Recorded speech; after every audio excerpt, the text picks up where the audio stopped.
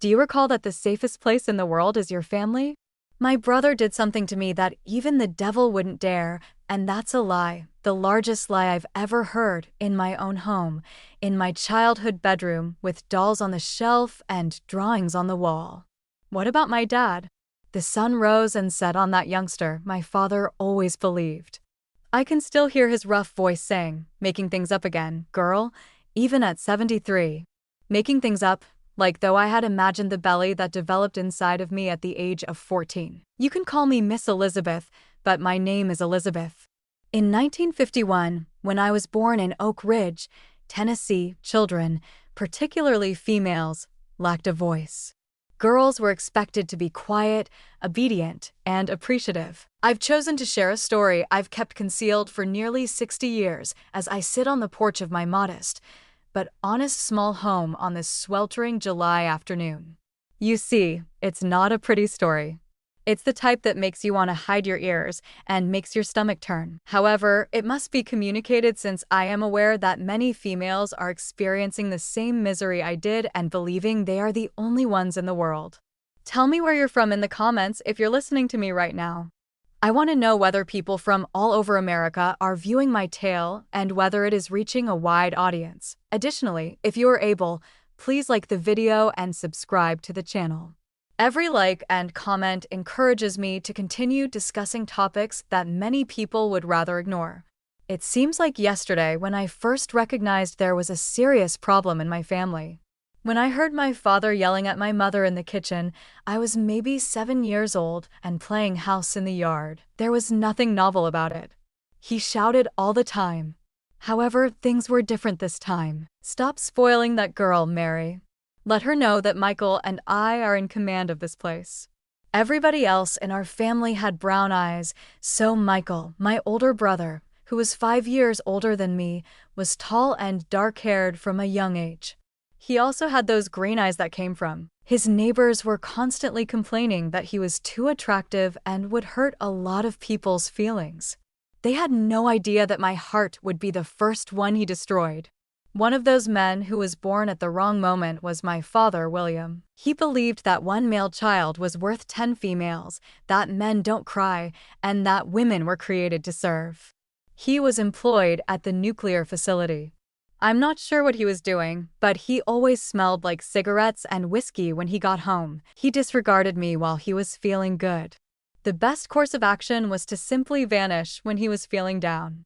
My mother was a saint, and her name couldn't be more fitting, Mary. Hands calloused from taking in other people's laundry, tiny, hair always in a tight bun. Poor thing, she tried. She made every effort to keep me safe, but she was unable to stop my father. When Daddy began to yell, she would murmur, "Stay quiet, my child. It will eventually pass." Our home had 3 rooms, a living room that was used for everything, a bedroom for my parents, and a tiny room at the back that was for Michael and me. We had a good relationship in the beginning, when I was very little. He taught me how to whistle, climb trees, and fish in the creek behind our house. But things changed as I got older. It began gently. A straying hand here, an odd expression there. I didn't fully comprehend. I was a kid once. Even though he had his own bed next to mine, I assumed it was typical for a brother to want to sleep in the same bed as his sister and to give her such a strong hug. Occasionally, in the middle of the night, my mother would enter the room and notice him in my bed. "Boy, Michael, get into your own bed." But he had a reason for everything. He was cold, he missed his childhood, and he was terrified of thunder. My dad? My dad thought it was fantastic. Take a look at their love for one another. What a cohesive family. And he would proudly give Michael a pat on the back. In the end, he was the ideal son. He drank like him, cursed like him, and played baseball like him. Father and son were like clockwork, close as thieves, and partners in everything. In contrast, I was the burden.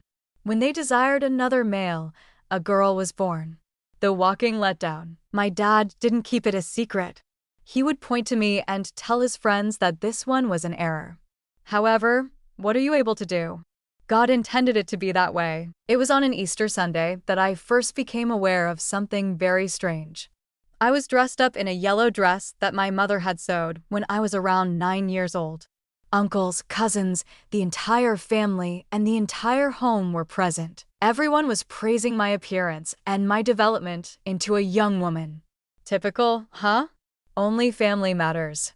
Michael, however, didn't like it. His abrupt wrath and the way he squeezed his soda cup until his knuckles became white were visible to me in his gaze. He drew me away when everyone went to the backyard for a cookout. You think you're so attractive? Seeking attention? I couldn't understand. Who is paying attention? I was simply eating my piece of cake in my quiet corner. But he went on, you hear? You're mine. Mine. I don't want to witness you spending time with someone else. Mine? Mine? What did he mean? Sisters are not owned by brothers. However, something changed on that day at that precise moment. He started to stare at me in a strange, scary, and possessive way. And even though I didn't fully comprehend what was going on, I was terrified, a chilling anxiety that made my stomach turn. I made an effort to speak with my mom. Michael is acting strangely toward me, Mom. Her face was constantly exhausted when she was washing dishes, her hands full of suds. I saw it when she paused and turned to face me. I could see she was aware. I could see she got it. However, I could also see the same terror I had in her eyes. Honey, it's all in your head. You are loved by your sibling. All he wants is to keep you safe. She then resumed using excessive power to scrape the plates, as though she could likewise remove the fact that neither of us could discuss. At that moment, I realized something awful. With my mother too scared to take any action and my father by his side, I was all by myself. I was a 9-year-old girl caught in the midst, dealing with a monster that slept in the room next door. The situation worsened. He began to enter the bathroom as I was showering. He would say, I forgot my towel. However, he would merely observe. I would try to cover myself with my hands and retreat into the corner. But he refused to go. What's wrong? Your brother is me. You don't need to be bashful in my presence. I put on my clothes and began taking a bath. Really. After getting dressed, I would enter the bathroom, shut the door, and only undress in the shower. He managed to find a way even then. He would break down the door and claim that he had an urgent need to use the restroom. The broken lock was the source of my mother's complaints. My dad would blame it on my negligence. It was even terrible at night. He would come to my room after everyone had gone to sleep. Initially, he would simply sit on the bed's edge and stroke my hair. You are aware of your beauty? The family's most gorgeous member. I would close my eyes, pretend to sleep, and pray that he would leave. It did work sometimes. It didn't always. Things totally went out of hand when I was 11. Actually, that happened on my birthday. My mom had prepared a straightforward cake consisting of cornbread and strawberry jam. No guests, no party. Just the four of us singing Happy Birthday. My dad found an old doll and handed it to me. He said, You're getting too old for this bullshit. But here you are. Michael made a great deal out of giving me a necklace, a cheap plastic one, the kind you get at dollar stores, for my lovely younger sister, and he gave me a public embrace. Too lengthy and too tight of an embrace. His hand moved down my back and stopped where it shouldn't have. I gave my mom a desperate look. She turned her head away. He returned to my room that evening. However, things were different this time. He did more than only observe this time. You've grown into a young woman, he whispered in my ear. It's time to gain some knowledge. The bed shifted because I was trembling so much. He covered my mouth when I tried to scream. Keep quiet. I'll tell your dad you've been playing around with Mike from the grocery shop if you scream. You are aware of his plans to harm you. I was aware. I knew, of course.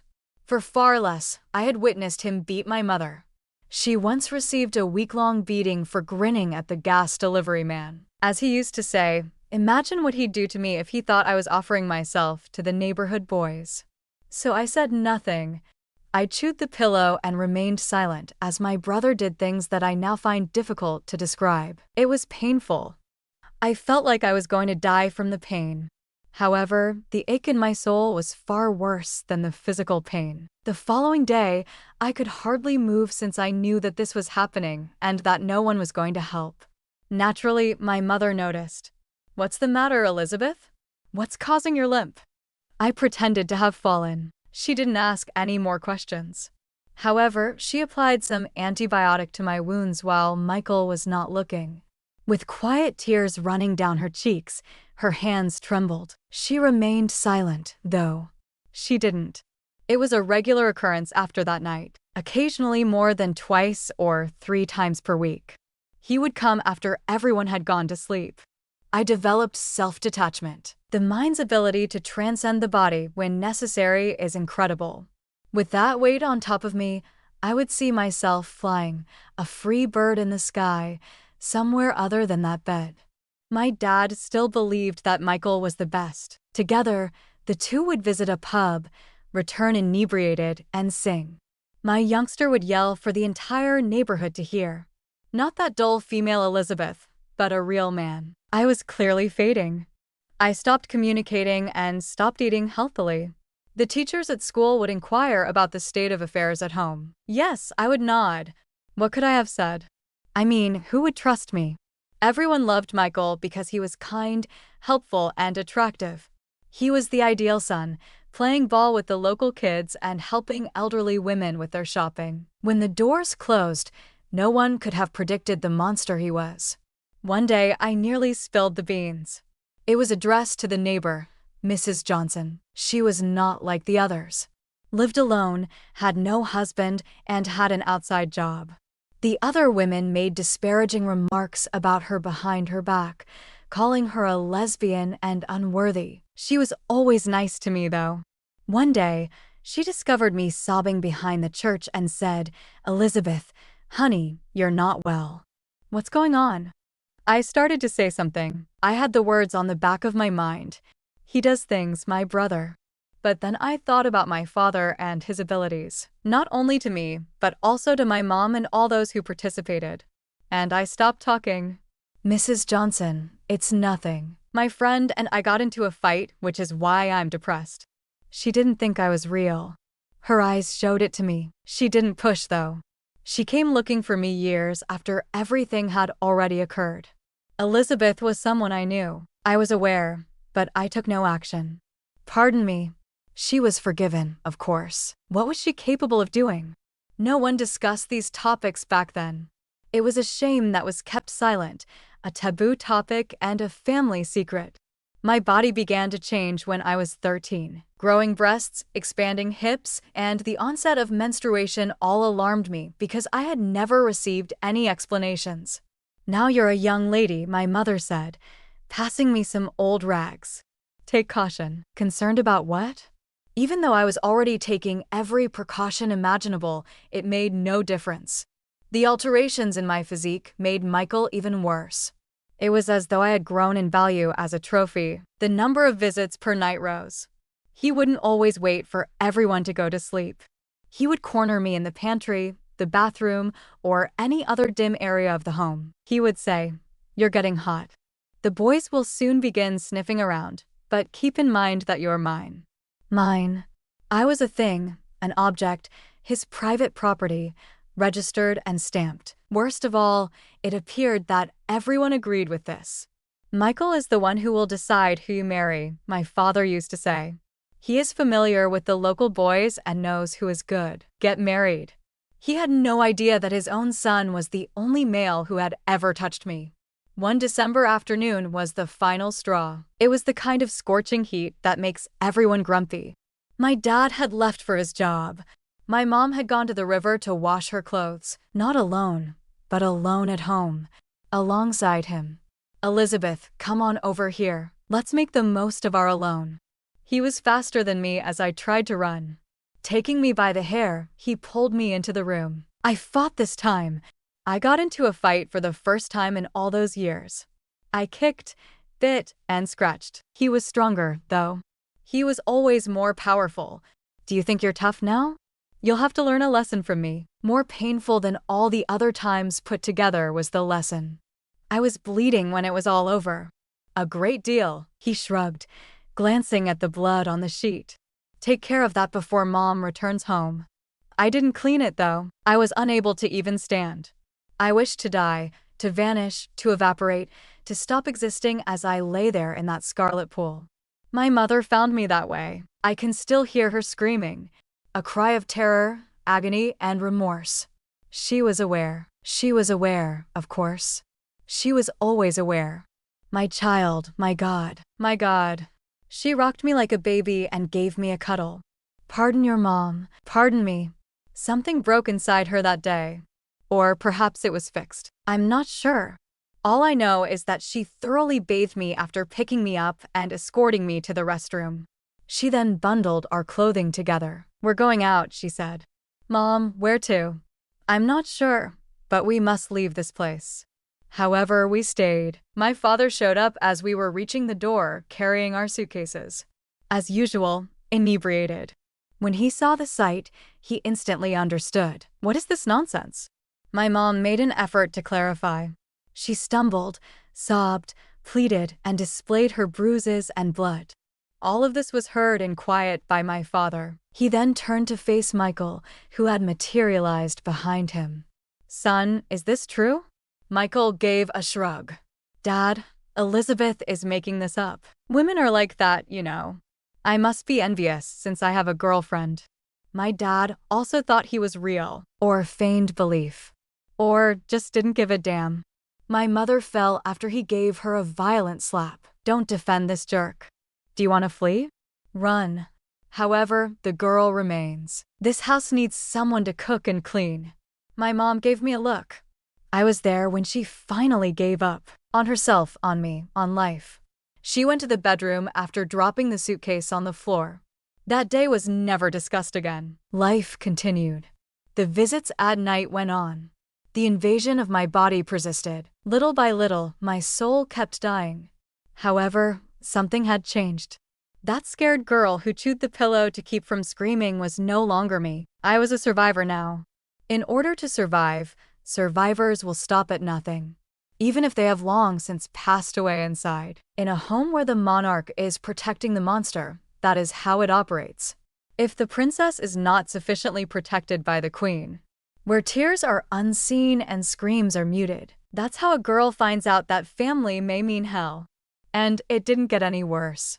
The beginning of 1965 was unusual. On January 1st, I woke up with a queasy feeling in my stomach. It wasn't a hangover from the new year, though. Nothing was celebrated at home. It was the sudden, unexpected nausea that makes you dash to the bathroom. I assumed I had eaten something. I had no idea how nausea would permanently alter the trajectory of my life. January went by quickly. The feeling of nausea persisted, particularly in the morning. Naturally, my mother noticed. Even when they seem as though they don't see, mothers are aware of everything. Girl, are you consuming rotting food? I gave a headshake. Spoiled food that was not ours. Our lunch was scarcely good, let alone ruined. It dawned on me on a Tuesday in February. I had a really late period. These objects didn't truly catch my interest. In any case, I was never regular. My God, though, when I combined the tardiness, the nausea, the aching breasts, and that odd craving for peanut butter and pickles. It was, but it couldn't be. I recall how desperate I was as I sat on the floor of the bathroom, trying to figure out how many months had passed since my last menstruation. December never arrived. Neither did January. Halfway through February, nothing had changed. 3 months. I've had that inside of me for 3 months. I puked right there because I was so terrified. It wasn't pregnancy nausea this time. It was sheer fear. 14 years old. I became pregnant with my own brother when I was 14 years old. How could I have known this? To whom? Despite being aware of the abuse, my mother took no action. My father used to blame me for luring Michael and him in. When he learned, what would he do? I chose to keep it a secret. There was nothing else to do. I began dressing in the most baggy clothes I could find. My mother's baggy gowns, my father's clothes. I wrapped cloths around my stomach, pulling them tight till they pained. Anything to cover up the volume that was starting to be noticeable. However, the body of a pregnant child cannot be concealed for very long. Naturally, my mother was the first to notice. She entered the room while I was getting dressed one morning in March. She noticed the swelling breasts, the the stretch marks that were starting to show, and the already noticeable tummy. Her face went completely white. "Are you my kid, Elizabeth?" I broke down in tears. For the first time in months, I actually started crying. "Elizabeth, what have you done?" I broke down in tears. "I didn't want this, Mom. I'm not saying I wanted to." As always, gave me a strong hug as if we hadn't had one in years. As two women broken by the same tragedy, we sobbed together on the chilly room floor. "We must finally tell your father," she said. My veins froze with blood. "For heaven's sake, he'll murder me, Mom." "Elizabeth, what do you want me to do?" "It will soon be impossible to disguise." She was correct. It was already hard to hide at 4 months. It wouldn't be doable at 5. However, the dread outweighed the logic. "We should wait a bit longer, just a bit more," she concurred. "It's a bad thing." My mother began secretly caring for me. She rubbed oil on my stomach to avoid too many stretch marks, made herbal beverages to help with sickness, and stored extra food. Michael kept visiting my room. He didn't observe anything, which is a strange statement to make. When men want to be, they can be so unaware. He departed without realizing that my body was changing and that my groans were coming from pain rather than pleasure. Pain was never pleasure, because the baby growing inside of me made everything hurt more. When April arrived, my desperation grew. It was already impossible to fully conceal the belly. I began to always wear a shawl, even in the intense heat of Tennessee. I pretended to have a back issue in school. I walked hunched over because of this. The teachers pretended to believe it, or at least thought they did. But it got harder and harder at home. Everything came crashing down one May evening. My dad was more inebriated than normal when he got home. He kicked the dog, shattered 2 plates, and quarreled with my mother about the cold dinner. Even the beloved son was unable to calm him down this time, despite Michael's best efforts. "Elizabeth, where is that whore?" he roared. I prayed that he would forget I was there while I was hidden in the room. But I wasn't lucky that day. He slammed the door. He noticed me hunched in a corner, attempting to use the shawl to cover my tummy. He walked 2 paces toward me and then stopped. His gaze shifted from my face to my tummy and back to my face before descending once more. "Remove that rag." "I'll remove that rag, Dad." I removed the scarf with shaking hands. I stood there with my 5-month-old belly showing through the flimsy dress. No shout could compare to the hush. His eyes swelled out of their sockets, and he became crimson and purple. At last, he spoke, his voice low and menacing. "Who owns it?" My mouth opened, but nothing came out. "Who owns it?" "Who said?" "May I ask you to calm down, William?" My mom attempted to step in. He didn't even glance before slapping her. "Quit talking." I caught his attention again. "I knew you were a whore. I've always known you were bad." "Who was it? The boy from the grocery store? The butcher's assistant?" "You slut. How many were there?" I felt the words pierce me like a knife. A slut. Whore. My father saw that I was pregnant by my brother when I was 14 years old. "It wasn't, Dad." "I didn't." He spat the words. "Don't call me Dad. I'm not a whore's mother." Michael entered the room at that point. When he saw the sight, he instantly understood. But I saw rage on his face instead of fear or shame. "What's happening?" My father pointed at me like I was a repulsive animal. "Your sister." Michael glanced at me and said, "The whore is pregnant." For a moment, our gazes locked. He knew I was going to say something in that instant. He chose to take action first after noticing it on my sister. Calmly, he said, "I knew it. On few occasions, I caught sight of her with Mike from the petrol station. You would not believe me when I attempted to inform you." The 16-year-old gas station attendant, Mike, hardly gave me a glance. However, the mere mention of the term caused my father to lose it. "I'll kill that jerk of a son." Stumbling, intoxicated yet determined, he left the house. Michael pursued him to ensure that the story would endure, not to stop him. My mother and I were left alone. She gazed at me with a look of despair mixed with sympathy. "What prevented you from speaking the truth?" "Would it have been beneficial?" "Too exhausted to cry," I answered. "Would he have believed it, in your opinion?" She didn't respond. The answer was obvious to both of us. The misery that followed was far worse. My father pursued Mike and caused a great deal of controversy. The boy's family was frightened and vowed that he had never touched them, and they were right. However, my father had already told everyone in town that his daughter's innocence had been exploited by the gas station attendant. Mike's family moved out of town in 2 weeks. They ran away from the gossip, the threats, and the embarrassment. My brother's crime was paid for by an innocent youngster, and me? I was now officially the lost one, the family's embarrassment, and the person who had brought disgrace to the family name. My dad stopped even glancing at me.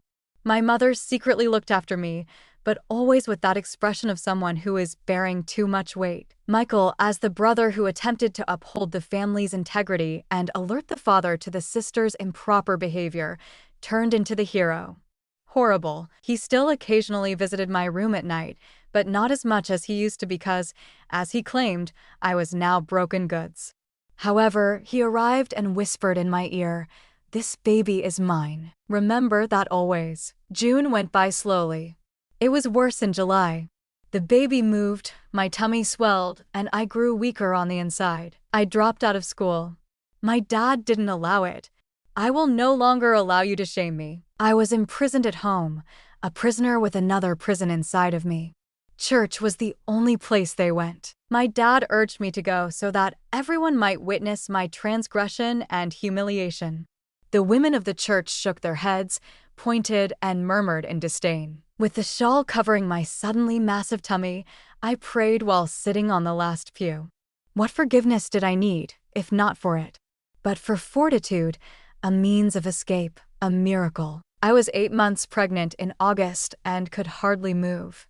Back pain, swollen feet, and a lead-like baby weight. At home, my mother gave birth to babies. When she wasn't washing clothes or getting thrashed by my father, she worked as a midwife. She taught me how to breathe, how to handle the agony, and how to be ready for the indications. "It will be difficult," she remarked. "You're tiny and very young, but we'll get by." As though she could relate to my experience of childbirth's agony. As though she could bear the burden of bearing a child who was also my nephew with me. The pains started on a September morning. I felt a pang in my back as I woke up, followed by another in my stomach. My legs are dripping with liquid. My water was broken. I gave my mom a gentle call. She rushed over and evaluated the situation. Today is the day. The hours that followed were a whirl of agony. I bit a handkerchief to keep the males in the home from waking up and screaming. My mom made clean rags, heated water, and spoke encouragingly in hushed tones. "It's almost finished. Strength, honey, breathe." That's all. It wasn't nearly over, though. The infant refused to turn and was breech. My mom was perspiring almost as much as I was. She tried to manipulate him with her deft hands. In between procedures, she prayed, "Holy Mary, please help my daughter." The labor lasted 16 hours, which felt like 16 years. I lost the strength to push when the baby finally made the decision to be delivered. "Elizabeth, one more. One more, please." And he was born in a final surge of agony. My mom made a little boy, but ideal. Fair skin, dark hair. When he opened his eyes, they were green, much like Michael's. After cleaning the baby and cutting the cord, my mom covered him in a swaddling cloth. I felt him as she laid him on my chest. Unconditional, destructive, and pure love. Nothing was the fault of the little creature. He deserved every bit of protection because he was pure and innocent. My mom inquired, "What are you going to call him?" The door opened before I could respond. Michael followed my dad as they entered. They saw me on the bed, weary and bleeding, and they saw the baby. "It's a boy," said my dad. Pride, cast a shadow on his features. It vanished in an instant. It makes no difference. A boy's son will always be a boy's son. However, Michael came over. He noticed the infant's green eyes and the beginnings of a square jaw like his. "The kid is wonderful," he said with a smile. And for a split second, I caught a glimpse of regret in his eyes. Feeling guilty? No, it was twisted pride and possessiveness. That infant was a living example of his dominance over me. My dad decided to give him the name Edward. The name of a decent guy is Edward. Edward, perhaps he will not inherit his mother's traits. Edward was now my son's name. Since no one knew who it was officially, there was no father listed. They couldn't put Mike's name there because he had been gone for months. It was all mine. The house seemed odd in the days that followed. My dad acted as if Edward didn't exist. My mom did her best to look after us both. And he skulked, Michael. He would sleep, change diapers, and observe the infant nursing. He attempted to hold him at times, but I refused. When he got close, my entire body tightened. Michael whispered, "He's my son too." "No," I replied as firmly as I could manage. I knew it wasn't real, yet he's mine and mine alone. Nothing in that family, in that house, was exclusively mine. Neither my life, my son, nor my body. The milk arrived slowly. Edward sobbed in hunger. I sobbed desperately. My body seemed unwilling to support the child who had endured so much pain, even if my mother prepared drinks and massages. The situation was averted by the neighbor, Mrs. Anderson. She claimed to have leftover formula from her grandchildren when she showed up with a can of it.